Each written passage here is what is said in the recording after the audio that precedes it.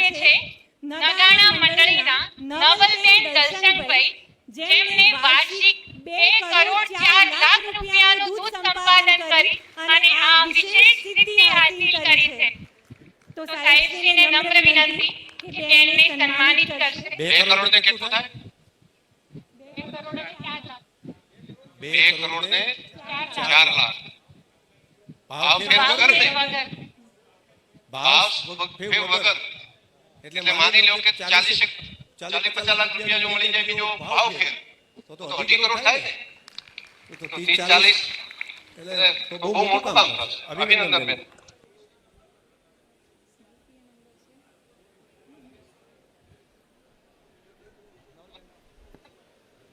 જોરદાર તાળીઓથી બેનશ્રીના આ સન્માનને વધાવી લઈએ.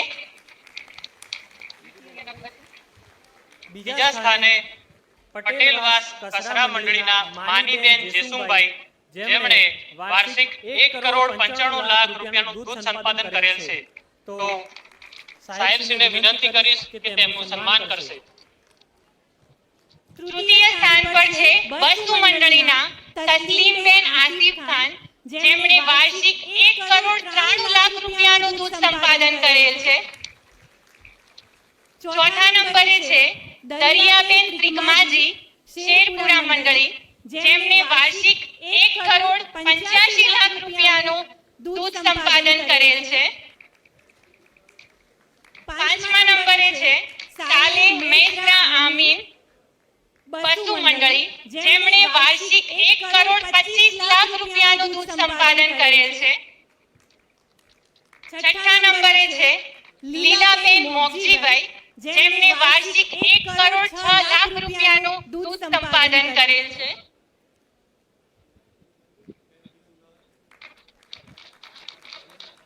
કેશીબેન વાલાભાઈ, જેમણે વાર્ષિક 1 કરોડ રૂપિયાનું દૂધ સંપાદન કરેલ છે.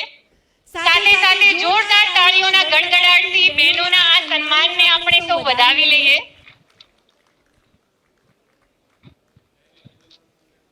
બસુ મંડળીના કુલસુમબેન મુબારક, જેમને 93 લાખ રૂપિયાનું દૂધ સંપાદન કરેલું છે.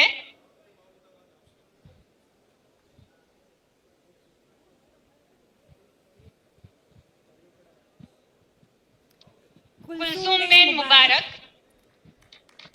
મધુબેન સરદારભાઈ, જેમને વાર્ષિક 91 લાખ રૂપિયાનું દૂધ સંપાદન કરેલ છે. મધુબેન સરદારભાઈ, ઘોડિયાળ મંડળી. ઉર્સાનાબેન અમીન, બસુ મંડળી, જેમને વાર્ષિક 91 લાખ રૂપિયાનું દૂધ સંપાદન કરેલ છે.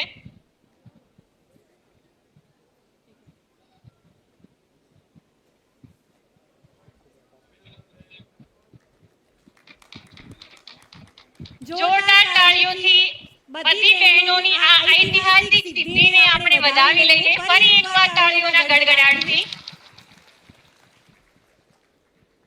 બનાસ ડેરીએ પશુપાલકો માટે અપનાવેલા